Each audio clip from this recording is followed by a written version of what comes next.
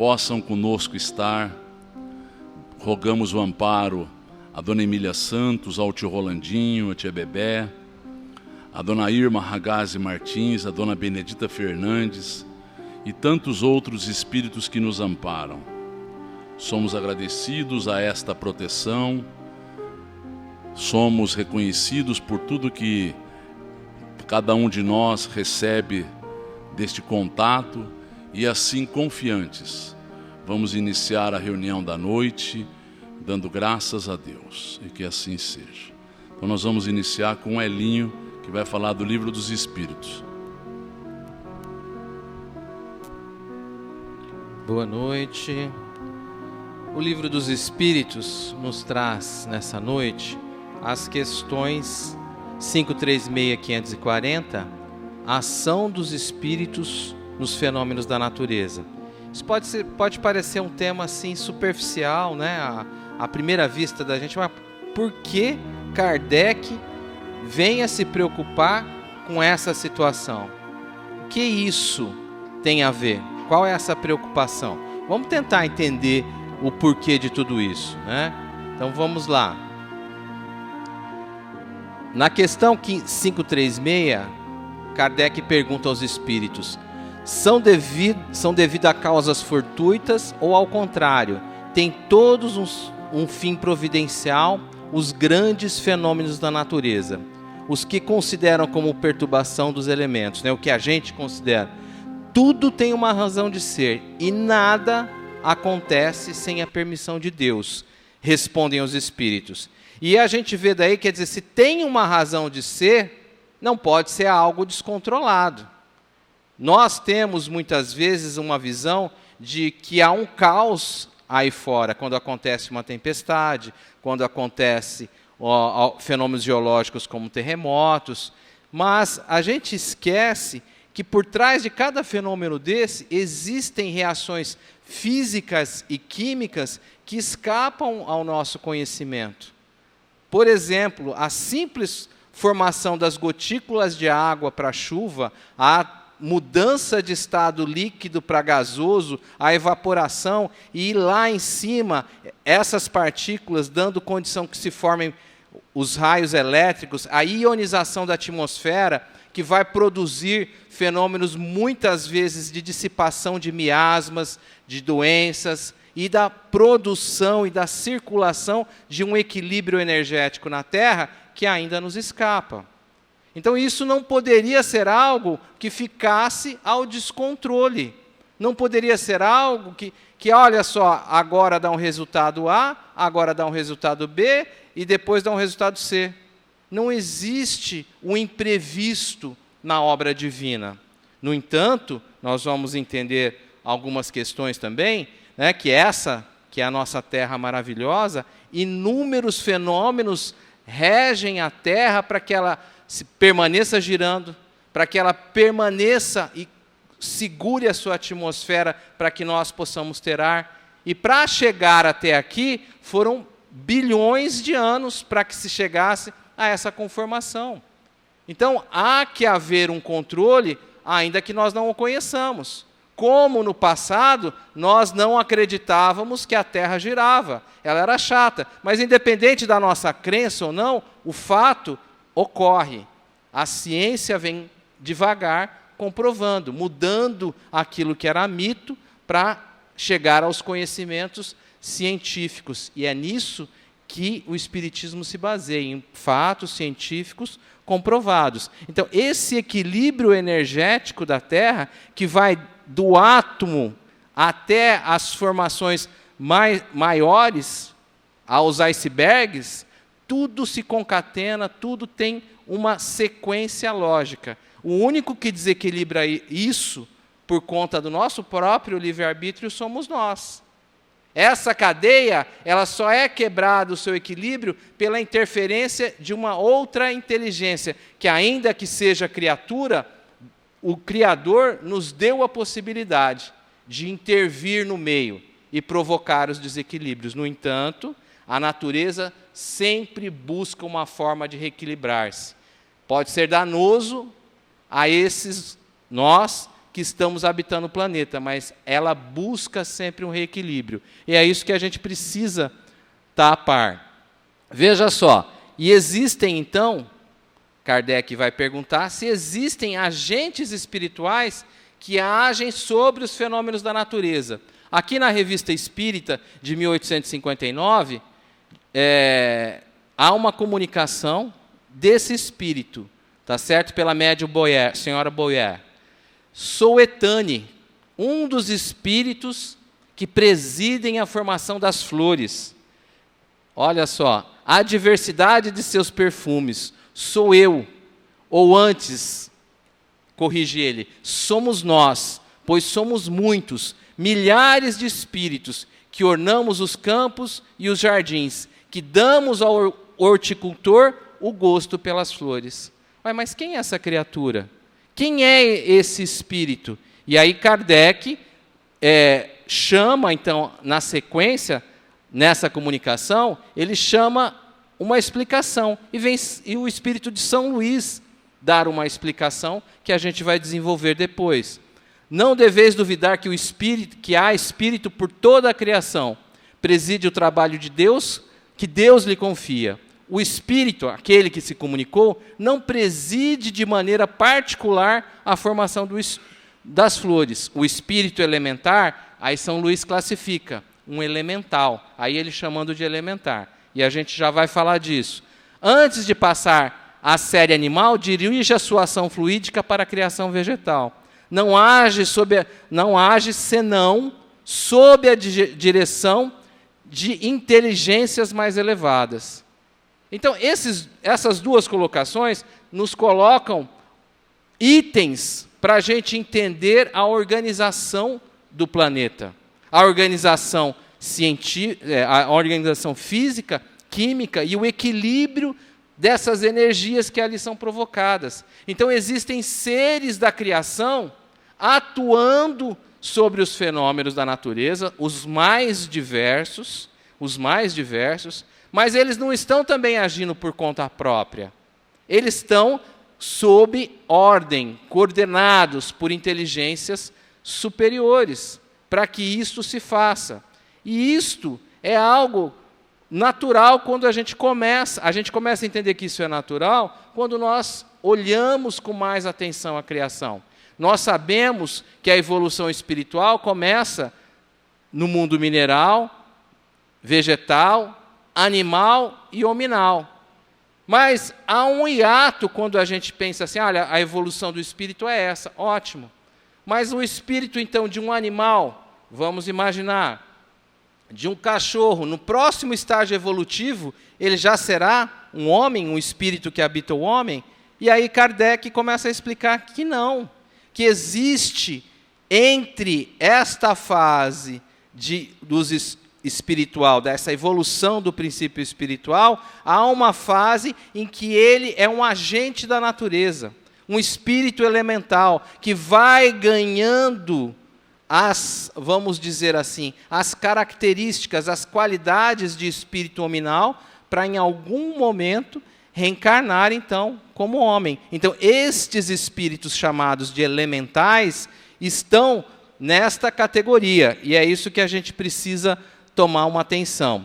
E ele dá um exemplo aqui, nesses muitos espíritos que atuam, sobre essa situação de que, na natureza, nada acontece ao acaso.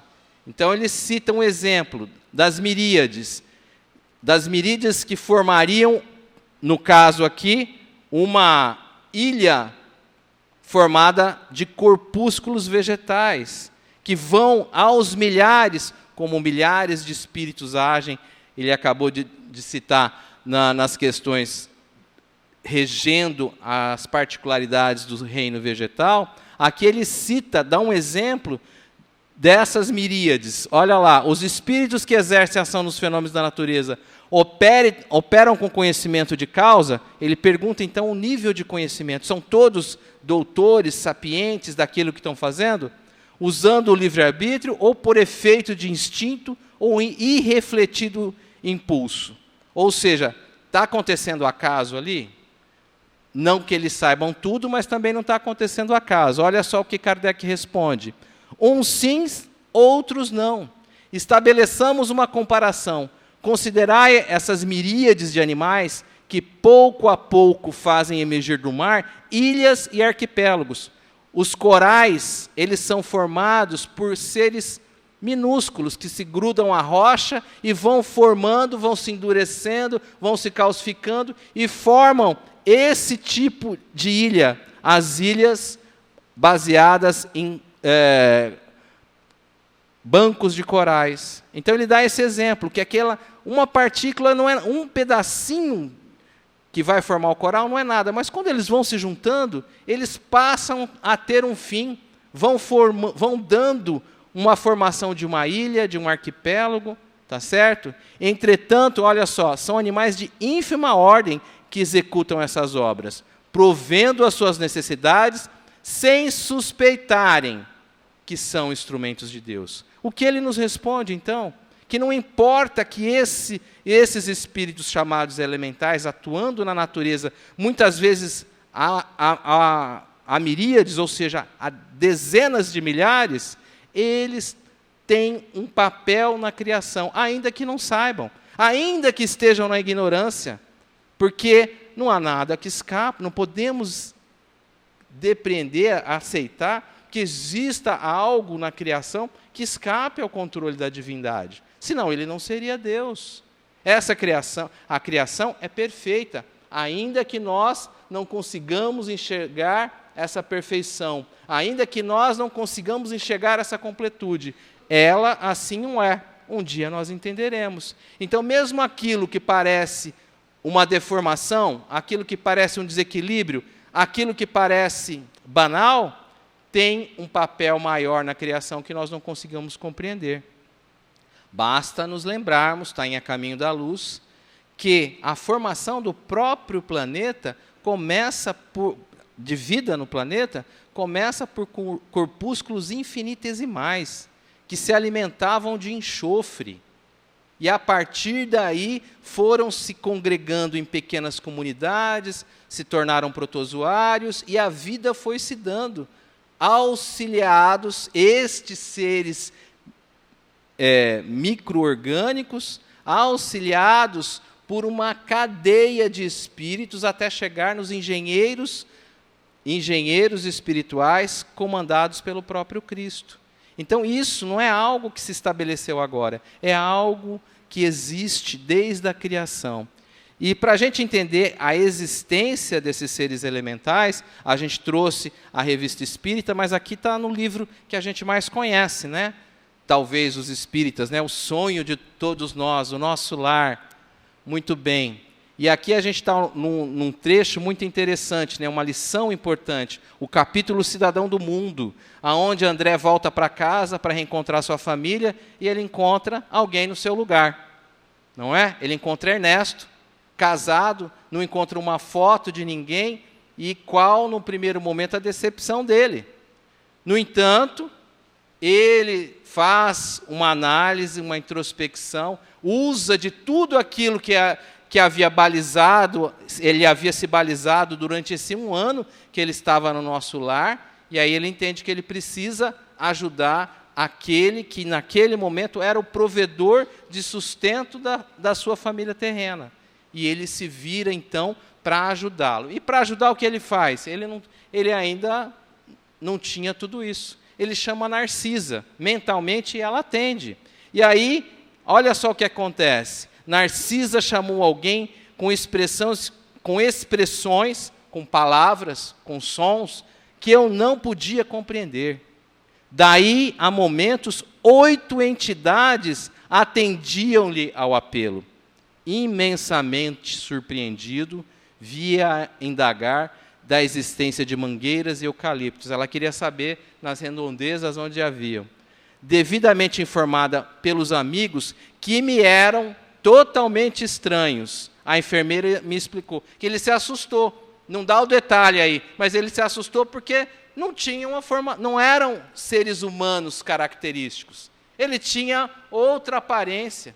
Se comunicavam de forma diferente até. E aí ela fala, ó, são servidores comuns do reino vegetal, os irmãos que nos atenderam. Ou seja, espíritos elementais, aí demonstrados na obra de Chico, para que a gente entenda que não existe vácuo na criação.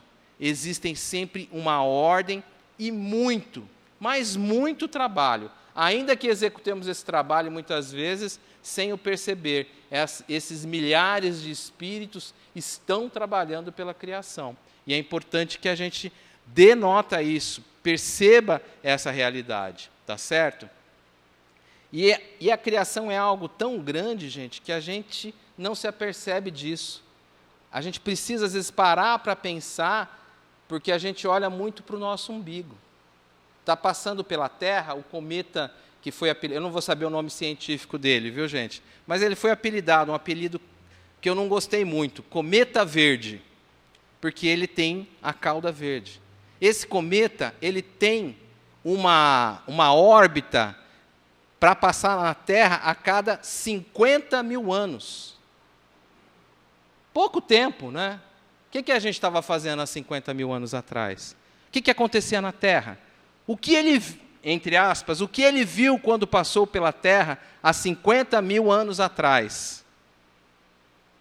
Tá certo? Então, a criação, ela é muito mais ampla e ordeira do que possamos supor. E existe trabalho em todos os cantos. A divindade não executa, Deus não põe a cabeça sobre o Donizete e executa um trabalho sobre ele. Não.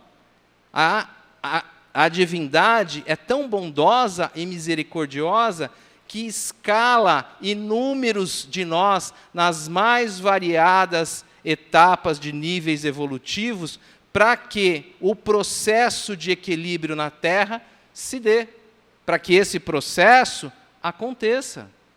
E é isso que a gente precisa estar notando a todo instante. E aí eu coloco para vocês, existe então uma hierarquia divina. Existe uma sequência evolutiva espiritual, para a gente, muitas vezes invisíveis, e por mais que eu queira, eu não fujo dessa hierarquia. É impossível que a gente fuja. Por mais que o livre-arbítrio exista, há um determinismo para todos os seres da criação que é inequívoco e inexorável. Somos filhos da luz. E em direção a ela, muitas vezes por caminhos tortuosos, muitas vezes pelo caminho da ignorância, pelo caminho do medo, pelo caminho da ilusão, mas a própria lei, de vez em quando, nos dá um tapinha para que a gente caia no caminho novamente. E esses tapinhas são Deus atingindo a gente? Não. São outros irmãos, em estágios análogos ao nosso, que vão nos direcionando. Poucas vezes, infelizmente, no atual estágio nosso, pelo amor, muitas vezes é pela dor. Mas como é que Deus, então, permite que o mal e que criaturas, muitas vezes ignorantes, sejam usadas para o mal? É porque nós criamos isso. É o nosso livre-arbítrio que desequilibra o planeta, que desequilibra as relações humanas, que promove guerras. E é esse movimento, tal qual as tempestades com as suas partículas magnéticas, que promovem os raios, que muitas vezes nos parecem destruições, mas trazem um equilíbrio à atmosfera, devido aos antagonismos, como limalhas a se atritarem para que a perfeição de uma superfície lisa surja na sequência. Da mesma forma, quando nós estagiamos no mal, esses relacionamentos se atritam para que o equilíbrio, a partir daí, se estabeleça.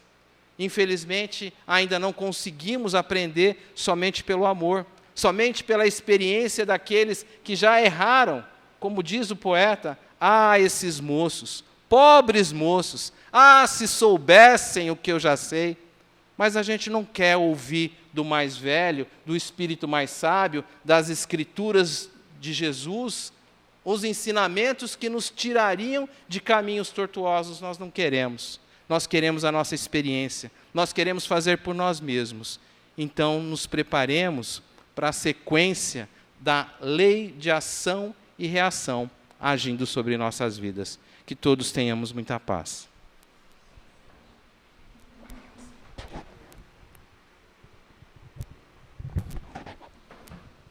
Nós vamos dar continuidade ao estudo do Evangelho, e no estudo do Evangelho nós vamos continuar o capítulo Bem-aventurados os misericordiosos, pois eles alcançarão misericórdia. Então veja bem, se tem algo mais salutar, melhor do que nós termos a misericórdia ao nosso derredor. E aí nós entraremos numa colocação em que o Cristo nos fala que muitos, na maioria todos nós, olhamos o argueiro que está no olho do nosso irmão e não vemos a trave que se encontra em nossos olhos. Então vamos fazer esta reflexão. Imaginemos alguma coisa caindo nos nossos olhos. Qual é a nossa reação? Nós queremos nos livrar daquilo. Nós ficamos incomodados, o olho lacrimeja, o olho fica avermelhado, o olho fica totalmente agora inflamado, nós queremos, a todo momento colocamos água boricada, porque nós queremos limpar o olho, aquilo precisa sair, está nos incomodando. Então, isso é uma realidade a nível físico, porque não é a nível espiritual. O Cristo nos fala que nós não nos incomodamos com a trave que está nos nossos olhos. É algo que passa de alguma forma ao largo. E a gente olha o pequeno cisco, o pequeno argueiro que está no olho do irmão. Por que isso se faz? Então vamos tentar analisar porque nós estamos indo contrários ao movimento natural, de querer expelir um mal que se encontra conosco. Então, o que está acontecendo? Nós nos habituamos ao problema, nós a partir daí criamos uma defesa, nós não queremos olhar o nosso problema, nós não queremos nos aprofundar naquilo que vive conosco. Tudo isto, a gente então cria uma série de mecanismos escapistas, ou seja, eu sou levado a uma circunstância, aos reveses que a vida se nos apresenta, e quando ela se apresenta, o problema, a dificuldade, a dor, o que eu faço? Pura e simplesmente eu quero justificar o meu erro, eu quero encontrar culpados, eu quero sair daquele contexto para que eu não me encontre com o meu próprio erro. Isso significa imaturidade espiritual. O normal, o habitual, o salutar, o saudável, é nós irmos ao encontro do problema. É nós suplantarmos a dor para que ela não nos irrite, para que não gere uma inflamação, para que aquilo não leve a partir daí a uma possível infecção adiante. Então vejamos, nós estamos diante de algo que nós criamos como um mecanismo de defesa para que nós não olhemos em nós uma deficiência que se estabelece. Isso é algo que nós precisamos ter certeza, porque, olhe bem, quando eu olho alguém, e este alguém está diante de circunstâncias que me incomodem, de duas uma, ou este alguém tem uma inimizade para comigo, esse alguém não é simpático à minha pessoa, se não é isto, eu estou a partir daí incomodado com a atitude dele. Então tiremos agora a antipatia que possa existir. Quando alguém tem uma atitude, eu fico agora chateado, eu fico agora contristado, eu fico agora não satisfeito, é porque esta atitude é algo que me incomoda. E por que ela me incomoda? Ela me incomoda porque é algo que eu não quero ver em mim. Então a vida não está me possibilitando um mecanismo para que eu veja um problema existente dentro de cada um de nós, no outro. Então vamos entender, se eu estou diante de alguém que ele tenha uma atitude que, pura e simplesmente, eu não sei o que aquilo representa. Eu não sei o significado, eu nunca tive aquele tipo de comportamento. Eu não tenho parâmetros para fazer analogia. Aquilo não me incomoda. Se aquele comportamento não me incomoda porque eu já passei por aqueles dissabores, sei quanto é difícil vencer aquele drama, eu aprendo a valorizar e a reconhecer que não é fácil vencer aquele drama. Então nós estamos diante de duas atitudes que são normais. Eu conheço, eu sei. Se eu sei que é difícil, eu valorizo, eu respeito. Se eu não sei se é fácil ou não. Eu não tenho problema. Se eu tenho problema é porque aquilo não quer ser visto por nós. Eu quero jogar para dentro de nós, de cada um de nós mesmos. Então, o que significa dizer, nós temos sombras, nós temos problemas íntimos que não são visualizados por nós, porque no aspecto espiritual nós não nos conhecemos, nós não sabemos quem somos, nós em verdade sabemos palidamente quando reagimos desta ou daquela forma, e muitas vezes nós ficamos assustados com a nossa reação. Eu tive um surto, eu tive uma reação inesperada, eu não me conheço, eu não sei quem eu sou, e eu preciso visitar este eu, com dramas e problemas e sombras, para que eu possa vencê-lo, para que eu possa a partir daí ter condições de dar um salto de qualidade, de avaliar a mim mesmo para que, em olhando o outro, eu não seja hipócrita, em olhando ao outro, eu não seja a pessoa que se coloca acima do bem e do mal, que olhe de cima para baixo, como se nós estivéssemos diante de uma situação fácil. Ou seja, eu não quero olhar o argueiro, ou melhor, eu não quero olhar a trave no meu olho, mas eu vejo um pequeno cisco. Aquilo me incomoda tanto que eu não venci em mim mesmo. E o meu drama foi tão grande que eu fui agigantando a ele, eu fui potencializando a ele, eu fui gerando dentro de mim mesmo uma atitude doentia e problemática. Então nós temos que compreender, quando Cristo nos fala, que nós temos que vencer esta hipocrisia e olhar de forma mais serena a nós mesmos, reconhecendo: mas eu não tenho problema. É porque a gente não se olha. A gente é tão arrogante a ponto de ter idealizado uma figura que não existe. Nós somos pequenos, nós somos falíveis, nós somos pessoas que temos muitos medos, muitas dificuldades, mas precisamos ter a humildade e precisamos ter a inteligência de nos conhecer. Isso é fundamental na nossa vida. E o Cristo nos dá um outro critério para que nós entendamos: não julgai ao outro, para que o julgamento que se faça sobre nós que seja com a mesma medida. O que ele está nos dizendo? Ele está nos dizendo assim: existe um mecanismo natural que se instaura na vida de todos. O Pai não vem aqui determinar sobre cada um o que nós vamos ou não vamos passar. O mecanismo já está estabelecido, é de causa e de efeito. Muito bem, o mecanismo sendo de causa e de efeito, eu realizo e eu estou atrelado a uma reação. Muito bem, a minha atitude, o meu julgamento em relação ao outro pode ser implacável, pode ser severo, pode ser de forma contundente ou pode ser de forma complacente.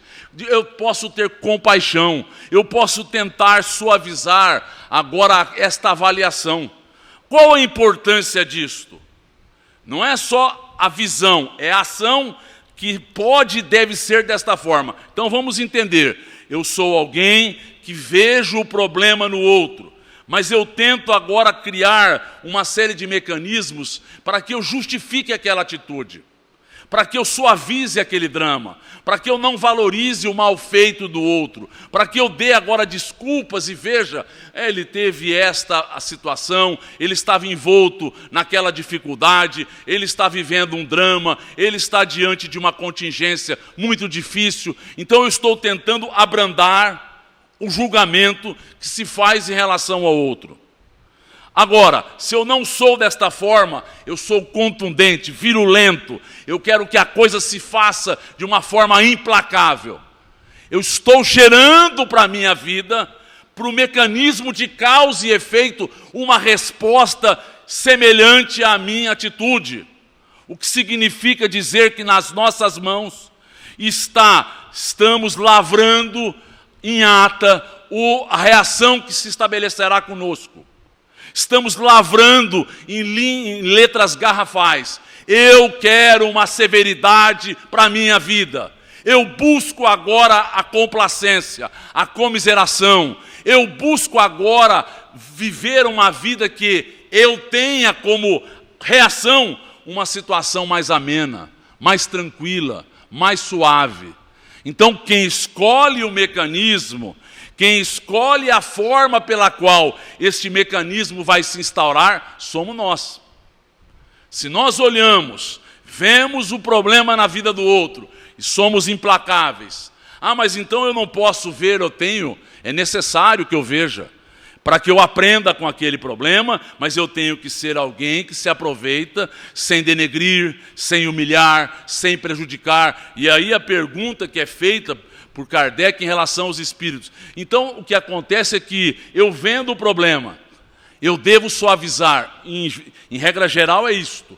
Mas quando está o bem comum em jogo, quando está pessoas, outras sendo prejudicadas, eu tenho que entender. É muito melhor eu ser para com uma determinada pessoa, claro, para que os outros se aproveitem.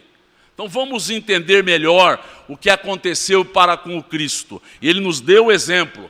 Uma mulher então foi pega em adultério e foi trazida até Jesus, para que ele se fizesse juiz daquela situação, porque eles queriam pegar Jesus, a todo momento eles queriam alcançar Jesus, colocando ele em situações difíceis. E o que mandava a lei de Moisés é que ela fosse apedrejada em praça pública, para que os outros se amedrontassem e não tivessem mais uma situação daquela ordem. E a partir daí foi levado ao Cristo, o Cristo se abaixou, pega um graveto e passa a escrever agora na areia. Quando os mais velhos começam a excitá-lo, a que ele responda. Qual é a reação ou qual é a resposta? Ele se levanta e vai dizer: aquele que estiver isento de pecados, que atire a primeira pedra. E volta agora a escrever, porque eles começaram a entender o que ele estava escrevendo, era o erro de cada um daqueles que ali estavam. O erro de cada um deles estava sendo colocado. O Cristo via as pessoas com um livro aberto. E vendo, os mais velhos começaram a sair daquele local. A partir daí, a mulher está sozinha, se depara com Jesus e o Cristo diz a ela: alguém agora te admoesta? Alguém agora está lhe julgando? Ela falou, não, nem eu. Vá e não peques mais. Quando ela sai, João está ao lado de Jesus. E João fica incomodado: Senhor, a lei não é justa, a cada um segundo as suas obras. Esta mulher não foi pega em erro, ela não teria que ser apedrejada, a lei não é correta neste ditame. Ele falou: João, você conhece a intimidade desta mulher? Você tem razões para colocar a vida dela assim de forma tão precisa? Você sabe quantos sofrimentos ela já passou? Quantas dificuldades ela já padeceu? Quantas ironias foram feitas pelos pais, pelos avós, pelos tios, daqueles que aqui estavam? Você sabe quantas dores e dificuldades materiais ela já vivenciou? E João começa a olhar e falou: Senhor, mas eu não devo julgá-la? Ele falou: mas nós deveremos suavizar, o mundo já lhe julga, o mundo já lhe dá uma sentença cruel, o mundo não lhe dá possibilidades dela se reerguer, dela ter uma nova vida, novo parâmetro, nova busca. Quem somos nós, João? Nós somos aqueles irmãos que viemos para dar a esperança às pessoas, dando a elas a dignidade para que elas lembrem-se que elas, se não errarem mais, elas começam a estar em paz consigo próprias. João, lembre-se disto, de suavizar sempre o julgamento. Então isso é para nós algo importante a ser avaliado. Nós estamos gerando para a nossa vida uma série de problemas quando nos fazemos contundentes, quando nos fazemos pessoas irracíveis, que não queremos ver, ouvir as justificativas dos outros. Nós estamos querendo ter o que mesmo? Estamos querendo ter uma justiça a um preço muito alto, que nós não saberemos como suplantá-la adiante. E os Espíritos nos falam, através, nas mensagens que Kardec grafa no Evangelho, que nós temos que ser agora contundentes, duros, severos conosco. Com os outros, sempre deveremos arrumar desculpas. Com os outros, nós sempre deveremos entender o contexto. Estamos em níveis espirituais diferentes. Cada um responde mediante aquilo que possui na sua intimidade. A pessoa que não entendeu, ela acha que está sendo lesada, ela acha que o outro fez porque ele é leviano, porque ele é alguém que quer se aproveitar. Ele é alguém que está se usando disso, mas é porque não entendeu. A vida vai devolver a ele problemas. Ele não entendeu que a vida não nada passa impune. Nem um tio, nem um iota irá se passar sem que a lei se cumpra. A forma é que eu posso modificar. A lei vai se cumprir. O problema vai se estabelecer. Eu tenho que suavizar a minha vida. Eu preciso viver num clima de paz. Então o Evangelho nos coloca que é importante esta indulgência, é importante nós termos a comiseração, é importante nós aprendermos da convivência que o outro tem razões inúmeras para agir daquela forma. Então, se nós formos a ferro e fogo, sermos implacáveis, nós sabemos o passado dele, nós sabemos os dramas vividos, nós sabemos as fragilidades, nós não sabemos dele nem de nós. Se nós conhecêssemos a nós mesmos, nós entenderíamos, ainda estamos envolvidos na sombra. E elas não são poucas, e elas não são pequenas. Então, se nós nos avaliarmos, nós vamos ver o quê? Não é o gênero, não é isto, não é aquilo, é o ser humano ainda envolvido por preconceitos. É o ser humano ainda se arrogando a padrões, como se esses padrões fossem justos e perfeitos. Os padrões justos e perfeitos são do Cristo. Os homens têm padrões muito circunstanciais, baseados nas suas doenças, baseados nos seus transtornos. Então nós precisamos aprender a conviver em comunidade para que isso possa gerar no nosso íntimo uma paz, gerar na nossa vida um equilíbrio. E nos conta Hilário Silva uma passagem interessante, que certa feita um dirigente que fora um presidente de uma casa espírita, de nome Marques, ele estava agora envolvido em uma situação em que adentraram nesta casa, segundo a percepção dele, homens que eram falastrões, pessoas que eram levianas, pessoas que tinham agora um passado muito indecoroso. E ele estava pronto, a assembleia se faria no dia seguinte, a assembleia geral daquela casa, e ele está ali matutando. 8 meses ele arrumou papéis, fotografias, jornais velhos, tudo que era possível em cartório, ele foi arrumando, daquelas pessoas que agora pertenciam a esta casa espírita. E ele dizia que ele ia colocar o preto no branco, ele ia agora, tintim por tintim, esclarecer todas as situações. E todos aqueles que estavam querendo viver às custas da casa seriam deixados de lado. Quando está diante dele, junto a ele, um amigo fiel, de nome Osório. E Osório diz a Marques: Marques, você se lembra? Dias da Cruz, aquele nosso amigo, médico, desencarnou, mas antes de desencarnar, ele deu todas as diretrizes para esta casa e disse que iria acompanhar você até o final dos seus dias, que você tivesse e tenha confiança. Ele falou: realmente, eu sou alguém que ele me disse, e ele cofiava agora a barba, mexia na barba, pensando naquela proposição. E o rapaz disse: é necessário que nós apaziguemos. É necessário que nós coloquemos panos quentes. Vamos viver uma nova realidade. Ele falou, não é possível, eu tenho que colocar aquelas pessoas nos seus devidos lugares. E aquilo que fez com que Osório dissesse a Marques, não é bom que nós oremos, não? Vamos orar, vamos pedir o amparo. E Marques falando, sim, vamos orar. Oraram de forma bem ardorosa e foram até a casa de Marques. E Marques ia mostrar a Osório os papéis. Os papéis, as fotografias, os jornais, tudo que ele havia agora assambarcado nesses 8 meses. E ali chegando, existia uma moça que trabalhava há 2 dias na casa. E ele chega, Marques, e diz para a moça, cadê os papéis? Cadê os papéis que estavam aqui? Falou, senhor, eu estava tão desarrumado, era uma coisa tão velha, era uma coisa que era uma cacaria, o lixeiro passou, eu joguei tudo fora. Isso aqui era imprestável, isso aqui era verdadeiramente um lixo. O Osório sorria e disse, a espiritualidade amparou verdadeiramente. Quando nós solicitamos, eles se fazem presentes.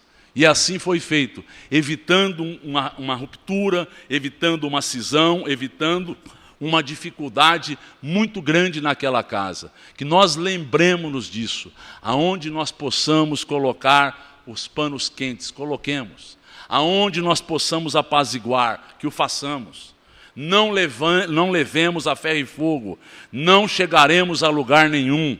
A paz é a boa companhia, que é aquela que vai nos dar as diretrizes para a vida de cada um.